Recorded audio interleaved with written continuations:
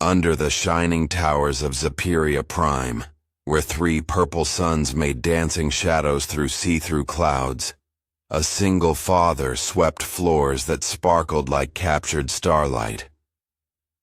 Marcus Chen moved through the Imperial Academy's hallways as if no one could see him. His old jumpsuit looked very different from the fancy robes of alien royalty who walked past him without even looking. In the Academy's East Wing, Princess Lyrai sat quiet as a rock. Her glowing skin had become dull from years of being alone.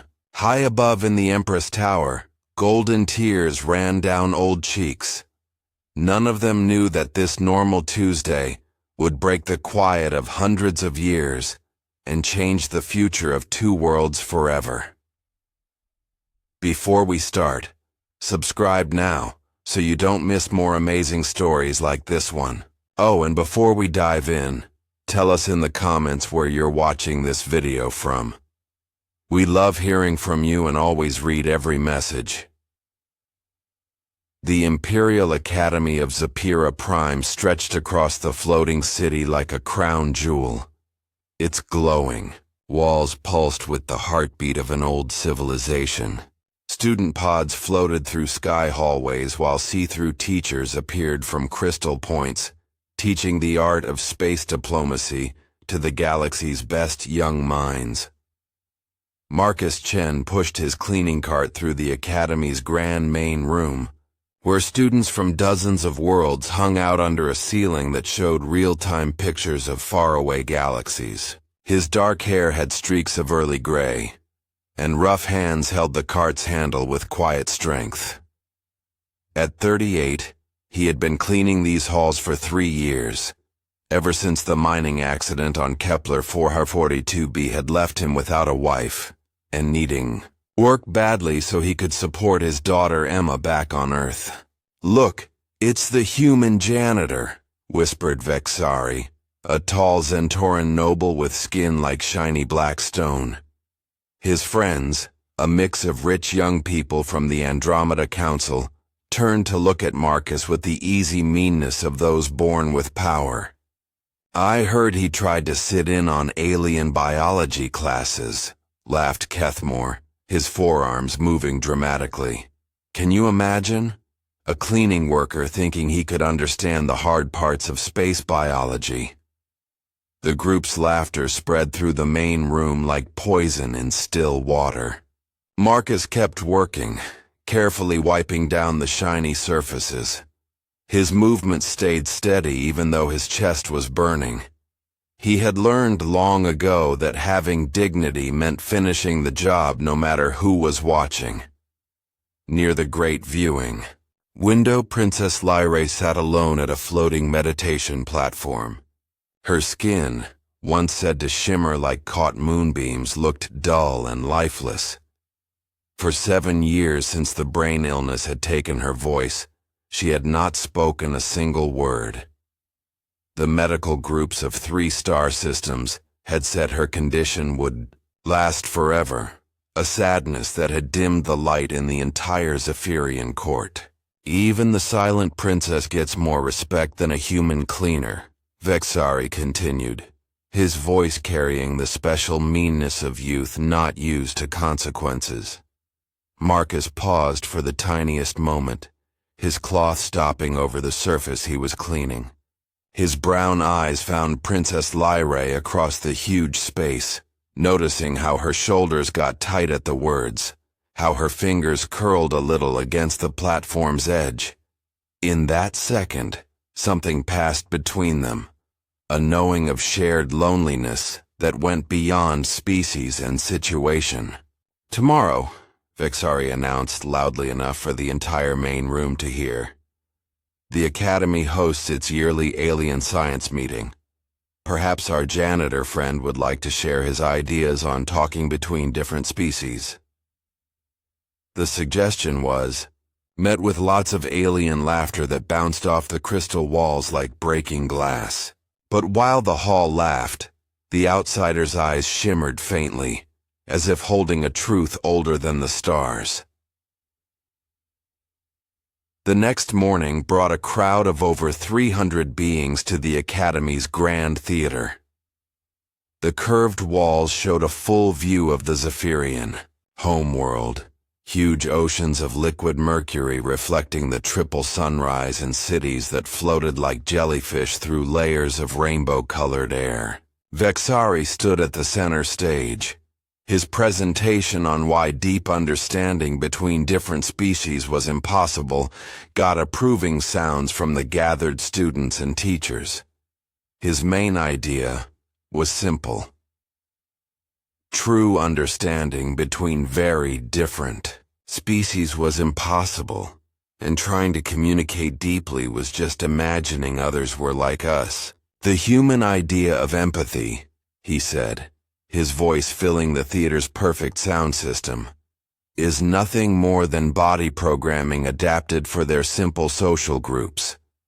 To use it for relationships between species separated by millions of years of evolution is not just silly, it's scientifically ridiculous. In the cleaning area under the main floor, Marcus kept working, supposedly invisible to the big events above.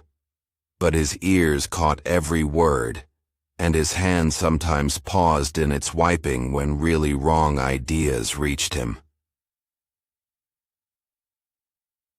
Princess Lyrai sat in the royal viewing box, her mother, the Empress, beside her. The Empress's golden skin had grown pale with worry over the years, and her great amber eyes never left her daughter's still form. Court doctors stood near them both, their tools sometimes scanning the princess for any sign of brain activity, any hope of getting better. In fact, Vexari continued, warming to his topic, I would say that even among our own species, true emotional connection is rare. The recent case of Princess Lyrai proves that even the most advanced Zephyrian medical technology cannot break through the walls that separate one mind from another. The easy cruelty of using the princess's condition as an example sent a wave of uncomfortable moving through the audience.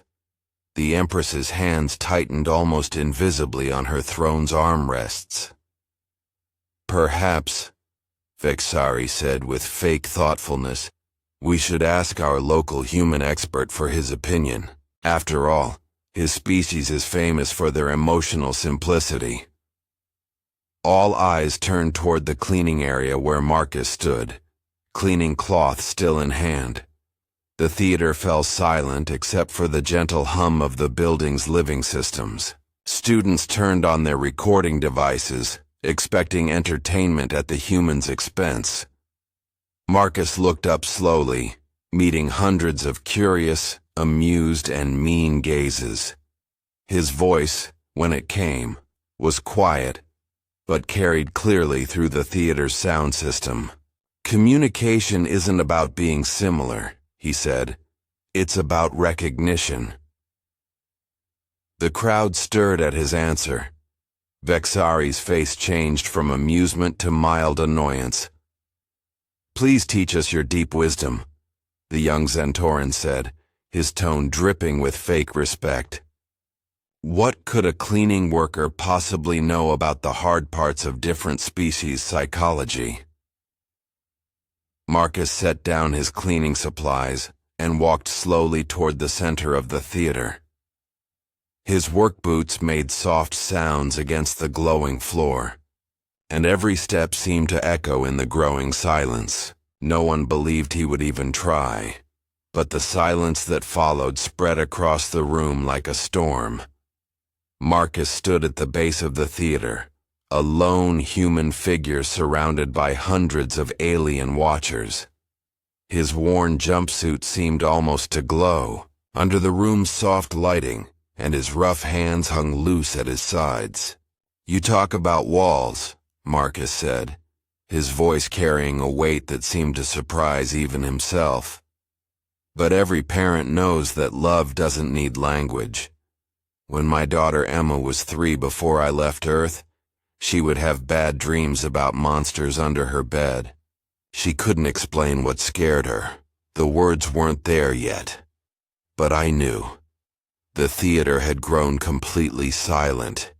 Even the building's living system seemed to quiet, as if the building itself was listening. How did I know?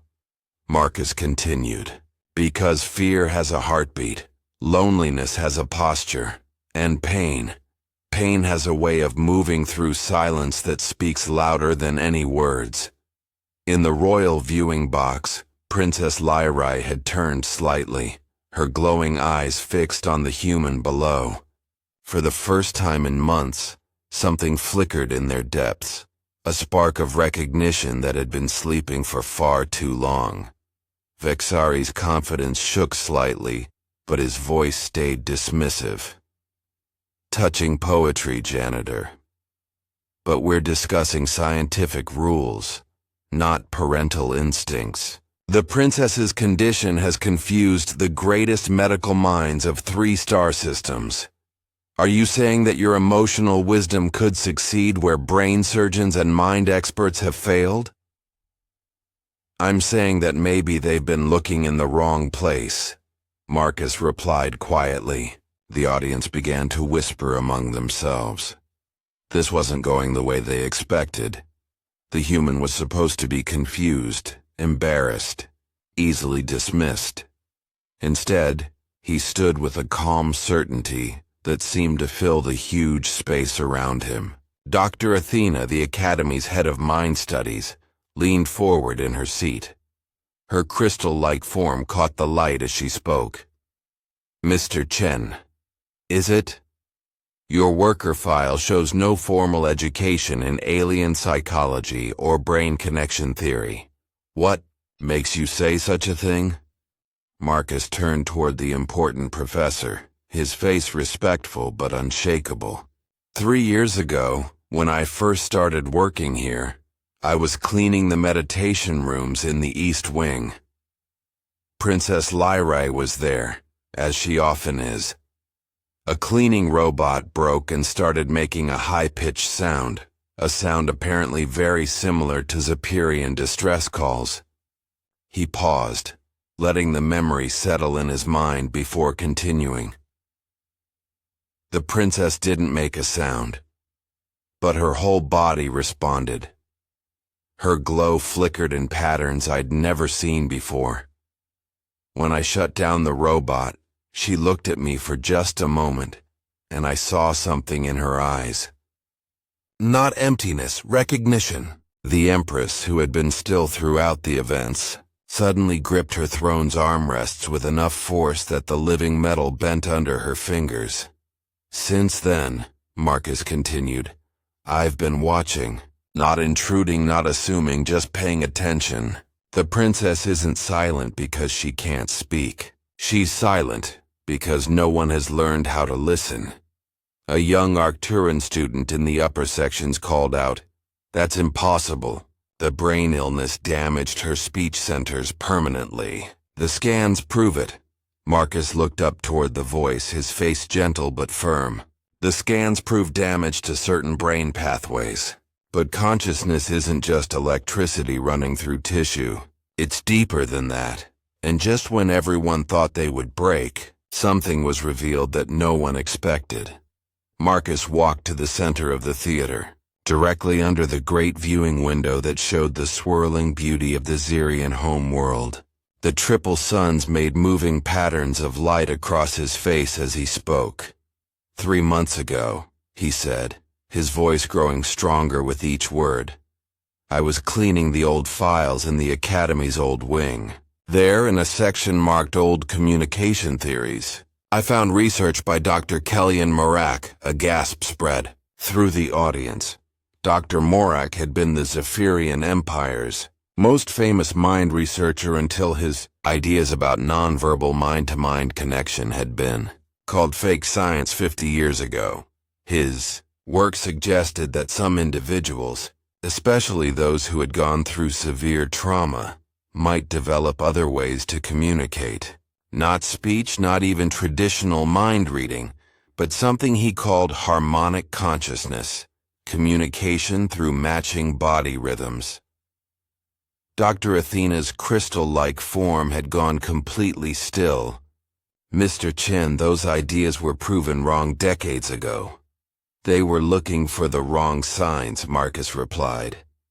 Dr. Morak thought that harmonic consciousness would show not as thought-sharing, but as synchronized body responses, heartbeat, breathing patterns, even glowing cycles. In the royal viewing box, the Empress had risen from her throne. Her golden eyes were wide with something between hope and terror. Marcus continued, seemingly unaware of the storm his words were creating. For the past 3 months, I've been keeping a journal. Every day during my cleaning rounds, I've written down Princess Lyrai's glow patterns, her breathing rhythms, her posture changes. And I've noticed something amazing. He paused, looking directly up at the royal viewing box. They match the emotional states of people around her. When someone enters the room angry, her light dims to a specific pattern. When someone comes near with real kindness, it brightens to match. She's not silent. She's been speaking all along. We just never learned her language. The theater had gone completely silent. Vexari's earlier confidence had disappeared completely, and he stood at the stage looking lost and uncertain. That's just matching body response, he stammered. It proves nothing about consciousness or communication. Marcus turned to face him, and for the first time his face carried something harder than gentleness. Is it? Then explain this. He reached into his jumpsuit pocket and pulled out a small device, a body rhythm recorder that cleaning workers use to watch the Academy's living buildings. Yesterday, I stood outside Princess Lyrai's meditation room for exactly 15 minutes. This device recorded both my heartbeat and the changes in her glow, measured through the room's clear walls. The device showed a see-through display into the air above the theater floor. 2 wavelines appeared, one showing Marcus's heartbeat, the other the princess's light patterns. For the first few minutes they moved separately. Then slowly, they began to match. At the 7-minute mark, Marcus explained, I began thinking about my daughter Emma, about how much I missed her, how worried I was about earning enough to bring her to Zaparia Prime. Watch what happens to the princess's body rhythm. At that exact moment, the display showed the princess's light pattern suddenly changing, taking on a slower, sadder beat that perfectly matched the emotional feeling of Marcus's heartbeat. And here, Marcus continued, at the 12-minute mark, I thought about the first time Emma laughed after her mother died, about hope surviving loss, about the way love can bridge any distance. The princess's glow pattern brightened dramatically, taking on complex patterns that spoke of joy discovered in the depths of sadness. The theater was completely silent. Even the building's living system seemed to have stopped humming. It wasn't just knowledge, it was legacy. And suddenly, silence fell across the crowd. The see-through display continued to pulse above the theater floor, synchronized patterns creating a visible bridge between human emotion and Zaphiran consciousness. The Empress had moved to the edge of the royal viewing box, her hands pressed against the clear wall, golden tears streaming down her cheeks. Princess Lyrae stood slowly in her section, her movements smooth and purposeful for the first time in 7 years. Her glow began to shift through colors that hadn't been seen since before the brain illness. Deep purples of thinking, silver streams of wonder, and finally a warm golden glow that matched her mother's tears. Impossible, whispered Dr. Athena, her crystal-like form bending the princess's light into rainbow patterns. The medical scans clearly showed complete brain pathway damage in her speech centers. Marcus looked up at the important professor with something like pity. Dr. Athena, with respect, what if the brain illness didn't damage her ability to communicate? What if it made it stronger? The question hung in the air like a challenge to everything the gathered scientists believed they knew. Marcus continued, his voice carrying the authority of someone who had discovered an uncomfortable truth. 7 years ago, Princess Lyra caught what you call the brain illness during a diplomatic mission to the Proxima colonies.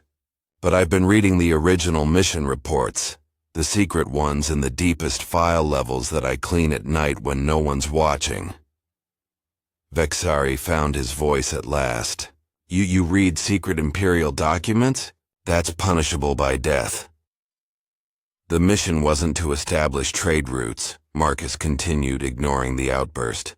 It was a rescue operation. Thousands of refugee children from the Century Wars were dying in quarantine camps. Their trauma was so bad that they had stopped speaking entirely.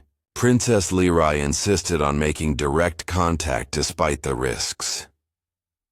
The Empress's golden tears fell faster now, each one catching the light like a falling star. Her voice, when it came, was barely a whisper that somehow carried throughout the silent theater.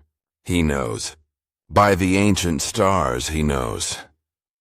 The brain illness wasn't a disease, Marcus said, his words cutting through the silence like a knife. It was a gift.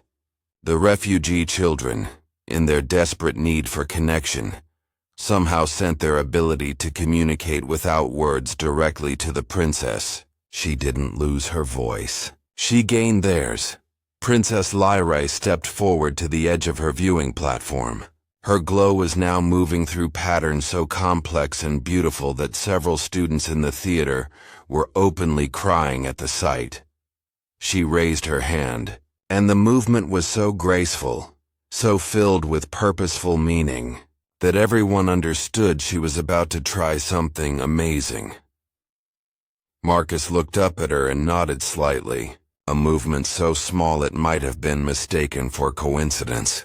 But in that moment something passed between them, an understanding that went beyond the walls of species, social class, and situation. The princess's glow suddenly flared brilliant white, then settled into a pattern that pulsed with the rhythm of spoken words. Those in the theater who were sensitive to body energy, about half the gathered crowd, heard something impossible. It wasn't speech as they understood it, but it was unmistakably communication. Waves of meaning washed over them. Gratitude for being understood, sadness for years of loneliness, hope for connection, and underneath it all, a huge wellspring of love for her people and her mother. Dr. Athena's crystal-like form was shaking with harmonic sound, translating the princess's biocommunication into hearable sounds. She's saying thank you, not just to him but to all of us, for finally listening, for finally understanding that silence doesn't mean absence. The Empress had sunk to her knees on her viewing platform, overwhelmed by the first communication she had received from her daughter in 7 years. Through her tears she managed to whisper, "My daughter, my beautiful wise daughter. You've been speaking to us all along," but the final blow came not from words. It came from a name the galaxy had long forgotten. Marcus stood in the center of the theater, bathed in the princess's golden glow, and for the first time since the events began, he smiled. It was a sad, knowing smile that spoke of secrets carried too long, and truths finally given voice.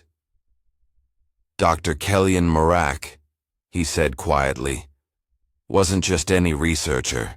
He was my grandfather." The words hit the theater like a physical force. Dr. Athena's crystal-like form went completely dark for a moment before flickering back to life. The Empress looked down from her platform with a face of dawning recognition. "Morak took a human name when he settled on Earth," Marcus continued. "Kevin Marcus. He married my grandmother, had a son who became my father. For 50 years, he continued his research in secret, writing down cases of harmonic consciousness among human children who had gone through severe trauma. Marcus reached into another pocket of his jumpsuit and pulled out a small worn journal bound in living leather.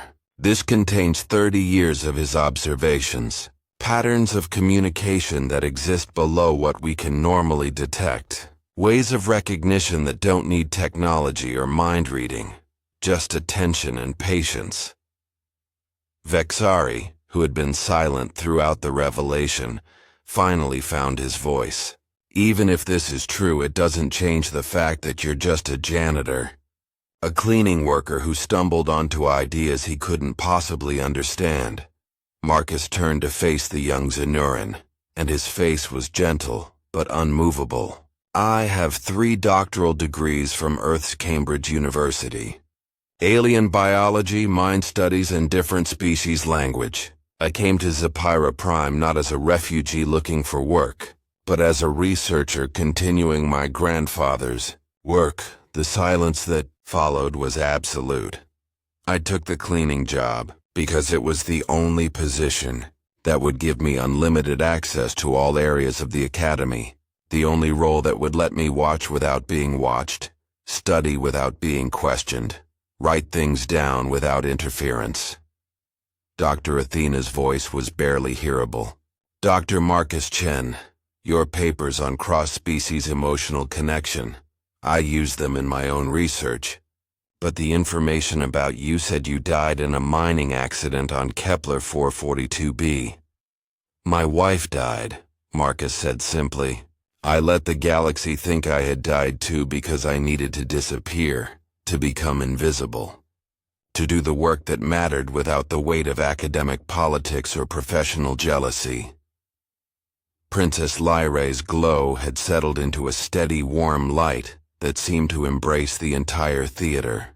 Through Dr. Athena's harmonic translation, her voice reached them all. He saw me when no one else could. He listened when no one else would. He understood that love doesn't need words, only presence. The Empress rose from her platform and, in a gesture that broke every rule of imperial dignity, pressed her hand against the clear wall between her and the theater floor. Dr. Chen, she said, her voice carrying the authority of absolute rule and the shake of maternal gratitude. You have given me back my daughter. Name any reward within my power to give. Marcus looked up at the royal platform, then around the theater at the hundreds of faces watching him with faces ranging from wonder to shame. His response, when it came, was simple. Permission to bring my daughter Emma to Zapira Prime, he said, and funding for a new research institute dedicated to studying harmonic consciousness, not as a curiosity or an oddity, but as a real form of communication that might help others who have been dismissed as unreachable. The princess's glow flared with what could only be described as joy. Through the harmonic translation, her meaning was clear. Yes, and I will be the first student. And as they walked away, no one dared laugh again, for they finally understood what they had witnessed. 6 months later, the Marcus Chen Institute for Harmonic Consciousness had become the most wanted research place in 3-star systems, built into the floating gardens of Zapira Prime. Its glowing walls pulsed with the same gentle rhythms that Princess Lyra had taught them to recognize as the heartbeat of silent communication. Emma Chen, now 9 years old, sat in the Institute's main lab. Her small hands moved gracefully through the see-through interface that showed body rhythm patterns from across the galaxy. Her father's gift for seeing beyond surface looks had appeared in her as an almost supernatural ability to recognize emotional patterns in any species. Dad, she said, looking up from a really complex pattern recorded from a Vegan refugee camp. This one's sad, but there's something else. Hope, maybe? Like they're waiting for someone to notice them? Marcus smiled as he joined her at the console. What do you think we should do about it? Send Princess Lyra, Emma said without waiting. She's good at helping people remember how to speak without words. Across the lab, Princess Lyrae worked with a group of young beings who had been dismissed as mentally impaired by regular medical science. Her glow danced in complex patterns as she showed harmonic communication techniques, her students responding with their own species-specific versions of the same basic rules. The Empress, now a regular visitor to the Institute, watched her daughter with clear pride. The golden tears that had once spoken of sadness now reflected joy as she witnessed the ripple effects of recognition spreading throughout the galaxy. "Your Majesty," Dr. Athena approached, her crystal-like form reflecting the soft light of the Institute's walls. "The latest reports from the outer colonies show remarkable success rates. 3 refugee camps have reported breakthrough communications with previously unresponsive children. The Arcturan Council has requested Princess Lyrae's presence at their yearly empathy summit." The Empress nodded, but her attention stayed focused on her daughter and the small group of students surrounding her.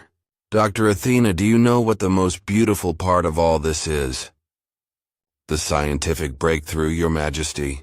The advancement in different species understanding?" "No," the Empress said softly. "It's that my daughter is finally speaking. Not just communicating, speaking from her heart about things that matter, and the galaxy is listening." In the observation deck above, Marcus stood with Emma, watching the scene unfold below. His daughter's hand slipped into his, her small fingers warm and reassuring. "Dad," she said quietly, "do you think Mom would be proud of what we're doing here?" Marcus squeezed her hand gently, his eyes never leaving the sight of Princess Lyrae teaching a young Proximan child how to express joy through body rhythm patterns. "I think she already knew, sweetheart. I think she sent us exactly where we needed to be." 3 years later, the Institute had expanded to 12 worlds, with over 2,000 written cases of successful harmonic consciousness communication. The brain illness that had once been considered a terrible disability was now understood as a gift, a form of evolution that allowed certain individuals to serve as bridges between the verbal and the silent, the understood and the overlooked. Vexari, humbled by his experience at the Academy, had become one of the Institute's most dedicated researchers. His natural arrogance changed into passionate support for the misunderstood. His first published paper, The Arrogance of Assumption, Why We Must Listen to What We Cannot Hear, became required reading at diplomacy schools across 3 galaxies. And on quiet evenings, when the triple suns of Zaporia Prime painted the sky in shades of violet and gold, Marcus would sit in his office and write letters to his late wife, telling her about the daughter who had learned to hear the songs of stars, about the princess who had taught a galaxy to communicate with light, and about the simple truth that had changed everything. Love doesn't need words, only the courage to recognize its presence in the silence between heartbeats. In a universe built on arrogance, sometimes a single act of recognition is enough to shift the stars themselves.